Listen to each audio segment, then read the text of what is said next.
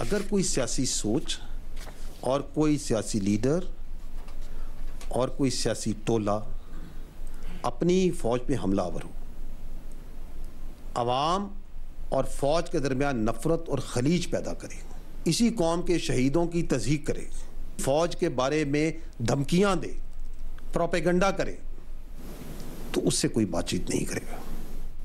ऐसे सियासी इंतशारी टोले के लिए सिर्फ एक ही रास्ता है कि वो सिद्क़ के दिल से माफ़ी मांगे कौम के सामने और ये वादा करे कि वो नफ़रत की सियासत को छोड़ के तामीरी सियासत में हिस्सा लेगा। और वैसे भी जो बातचीत है वो सियासी पार्टीज़ को आपस में ज़ेब देती है, इसमें फ़ौज या इदारे बिल्कुल मुनासिब नहीं कि बातचीत। सियासी इंतशारी टोले से कोई बातचीत नहीं हो सकती। उसके पास एक ही रास्ता है कि कौम से सिद्क़ के दिल से माफ़ी मांगे, नफरत की सियासत छोड़कर तामीरी सियासत करे। अफवाज पाकिस्तान के तर्जुमान DGISPR का दो टोक मौक़िफ़, कहा कि फ़ौज ने अपने अंदर तो एहतसाब कर लिया, 9 मई करने वालों और करवाने वालों का एहतसाब क्यों नहीं हुआ? अगर एक मखसूस सियासी टोला साम्राजी इस्तिस्ना लेते हुए ये काम करता रहेगा तो एक दिन अपनी फ़ौज पर चढ़ दौड़ेगा। पाकिस्तान में जमहूरियत का कोई खतरा नहीं, खतरा है तो गैर जमहूरी रवैयों से है।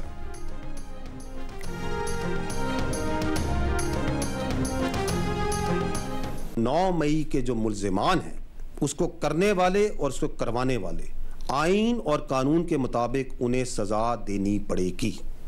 हमने देखा कि किस तरह कुछ सियासी लीडर्स ने चुन चुन के अहदाफ दिए कि इधर हमला करो, इधर हमला करो, और अब उसमें जो झूठ बोला जा रहा है उस वाक़े को जो सबके सामने हुआ उसके ऊपर अभी मजीद कि जुडिशल कमीशन बना दें, इस पर बहस कर लेते हैं, कौन था, क्या था, कैसे था, किसने कराया।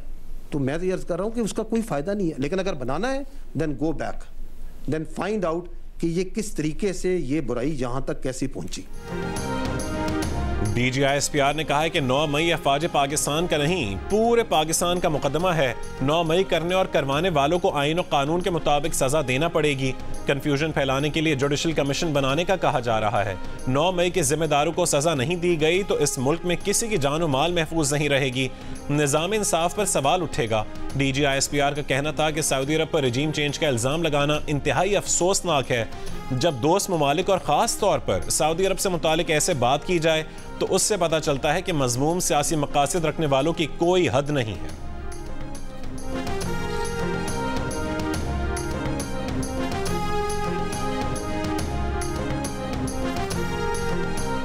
पाकिस्तान ने किसी मुल्क को फौजी अड्डे दिए हैं ना दिए जाएंगे। DGISPR का दो टोक मौक़िफ़, कहा कि पाकिस्तान ने अफगान ट्रांजिट ट्रेड को कभी सियासी मकासद के लिए इस्तेमाल नहीं किया।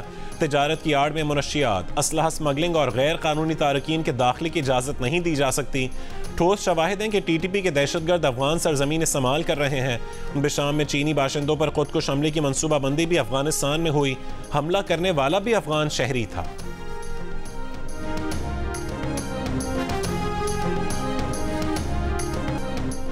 $1 अरब के गंदम दरामदी स्कैंडल का मामला नैब या FIA को भिजवाने का फैसला आज तक होने का इम्कान। काबीना अरकान की वज़ीर आज़म को गंदम स्कैंडल का मामला बेहतर अंदाज में हल करने की तजवीज़।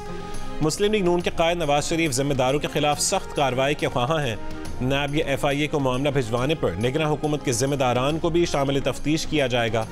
वफाकी काबीना ने directorate general of special education को वजारत वफाकी तालीम और फ़नी तरबियत के हवाले करने की भी मंजूरी दे दी।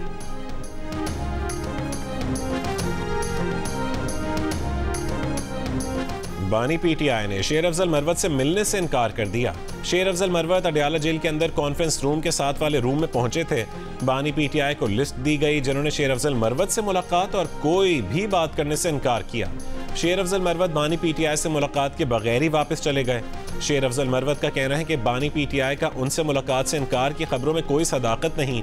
बानी PTI से आज मुलाकात तय है।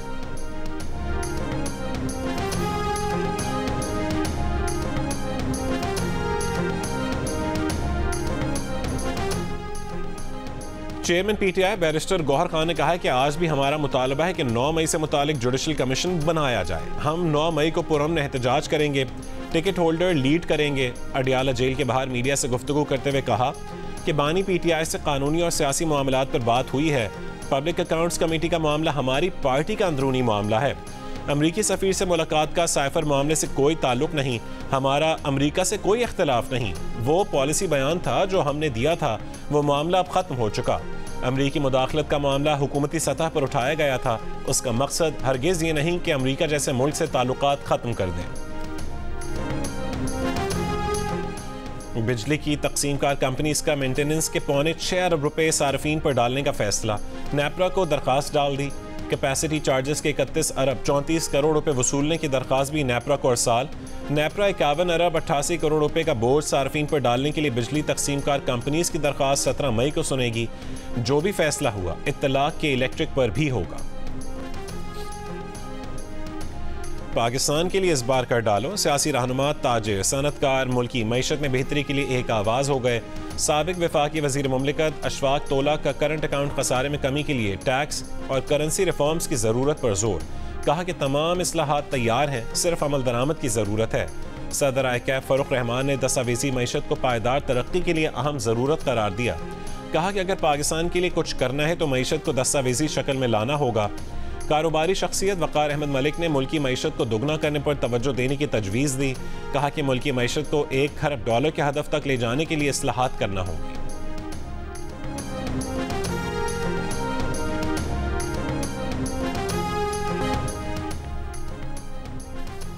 पाकिस्तानी बस ड्राइवर के बेटे सादिक खान ने तीसरी मरतबा मेयर ऑफ लंदन का हलफ उठाकर तारीख रकम कर दी। नौमुंतखब मेयर लंदन सादिक खान का अपने वालिदैन को ज़बरदस्त खिराज तहसीन। कहा कि बस वालिद ने बतौर बस ड्राइवर इस शहर की खिदमत की। वालिद जब बरतानिया आए तो इन दिनों नस्ल परस्ती उरूज पर थी। दुकानों और गेस्ट हाउसेस की खिड़कियों पर लिखा होता था स्याह फार्म, आयरिश और कुत्तों का दाखिला मना है। पहली नस्ल की कुर्बानी के बाद एक एशियाई तारक वतन का बेटा जनूबी लंदन की काउंसिल स्टेट में बड़ा होकर इस शहर का मेयर बन गया। तकरीब के शुरका का देर तक तालियां बजाकर सादिक खान को खैराज तहसीन।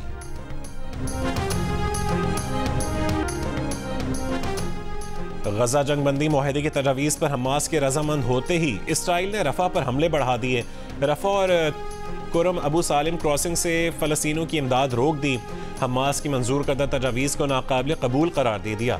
गुज़श्ता 24 घंटों में मज़ीद 50 से ज़्यादा फ़लस्तीनी शहीद कर दिए।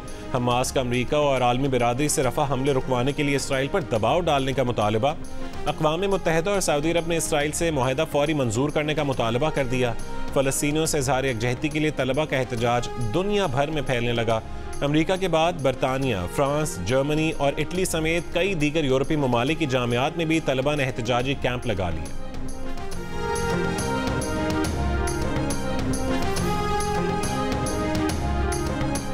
आयरलैंड के खिलाफ 3 T20 मैचेस की सीरीज खेलने के लिए पाकिस्तान क्रिकेट टीम आज रात डबलिन पहुंचेगी। कौमी क्रिकेटर्स मंगल के सुबह लाहौर से दुबई पहुंचे थे। दुबई में खिलाड़ियों ने कुछ देर आराम किया, जिसके बाद दोपहर में टीम आयरलैंड रवाना हो गई।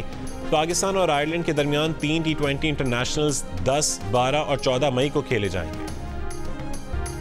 फहोश फिल्मों की अदाकारा स्टॉर्मी डैनियल्स ने अमेरिका के साबिक सदर डोनाल्ड ट्रंप से जिनसी ताल्लुक की अदालत में तस्दीक कर दी। जज ने ट्रंप के वकील की जानिब से अदालती कार्रवाई बेबुनियाद करार देने की दरख्वास्त मुस्तरद कर दी। अदाकारों को पूरा वाक़या बताने की इजाज़त। डोनाल्ड ट्रंप पर इल्ज़ाम है कि उन्होंने स्टॉर्मी डैनियल्स को $1,30,000 दिए थे कि वो जिनसी ताल्लुक पर खामोश रहे। अमेरिका के साबिक सदर ने स्टॉर्मी डैनियल्स से जिनसी ताल्लुक की तरदीद की है।